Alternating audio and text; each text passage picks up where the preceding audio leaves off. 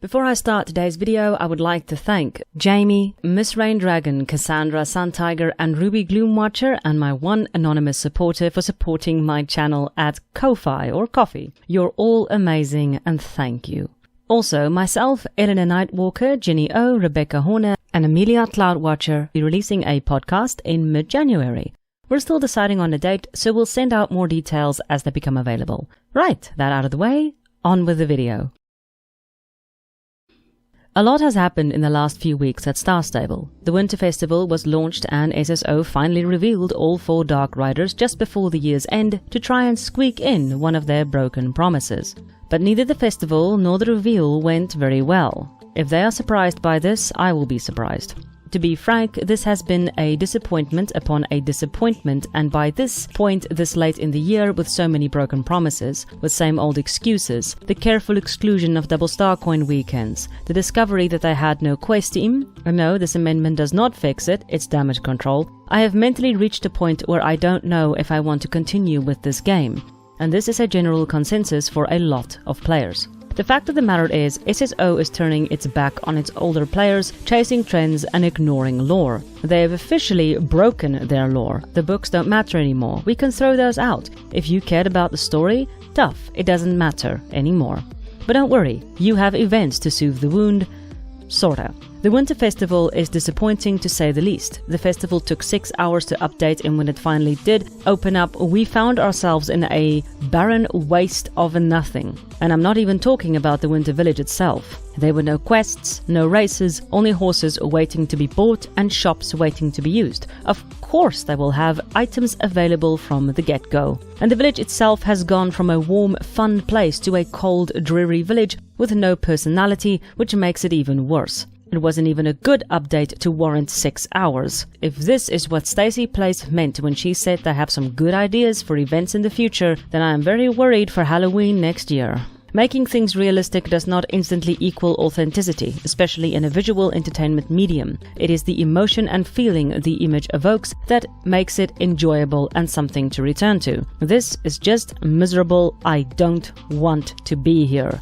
But the Winter Festival followed nicely on from Halloween, with bugs and problems galore popping up everywhere. Reports are rolling in, and isn't that just the best part of the events at the moment? Finding the bugs. It should be part of the event list by this point. Find some game-breaking bugs, alongside the drink coffee with your friends at the cafe. That should be a perk, not a fundamental feature of the event. But seeing as they dropped most of their events, we certainly can't expect them to have more time to polish the events they kept, can we? That's just crazy talk. In all seriousness, rebuilding the entire village is good and all, and yeah, that took a lot of time. But it flopped because they did not add any real content and did not even try to understand what made the Winter Village such a special place to begin with. It was a warm, wonderful place with a feeling of magic. There was a lot to do there. Right now we just have a couple of races and a lot of shops. As for the characters, disappointed! People have compared them to Fortnite characters, and for good reason, and have voiced their upset over changed looks and personality. Why shouldn't they? These are characters they grew up with. It would be like turning Superman into a woman who calls herself OMG Girl and expecting us to be okay with that. Changes are actually perfectly fine, but don't take established characters people have come to know and love and change them so drastically that they've become unrecognizable. All the reasons why we cared about them or connected with them in the first place is gone. A much better idea would have been to say, these are new Dark Riders. Give them different names, different personalities, different backgrounds. That would have been fine. Make a short quest showing how the old Dark Riders are taken out for some reason, and they are replaced by stronger, better riders, at least according to these new riders. And then the old Dark Riders could have become potential allies in the future. But SSO never thinks long term. They think in short-term gains, and the short-term gain was to use the old names with the new characters to make them more accessible without putting in any effort, nor considering how this would affect the lore, the story and the game itself. But don't worry, they still have the same names. Oh no, they don't, because Jessica is now Jay, and Elise is now Chiho. I have said this already, they have broken their lore. Many players, in particular Eleanor Nightwalker, go watch her video, noted that Chiho is not what we expected her to be.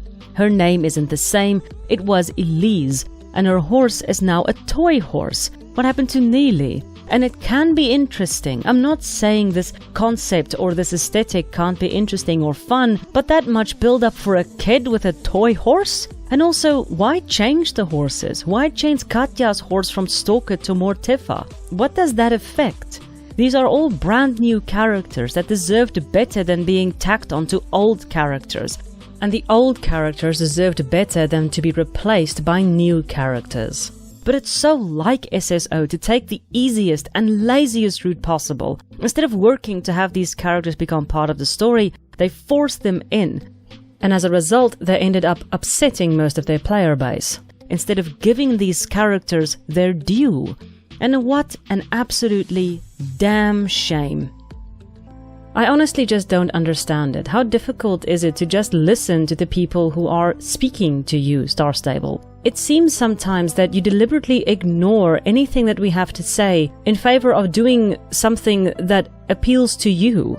But you don't understand that we are the ones that keep this game alive, whether you like to admit that or not. And if you stop treating your players like idiots, as you do in customer service replies, as you do on social media, then maybe you will start to realize that we are intelligent people who would like to see this game succeed.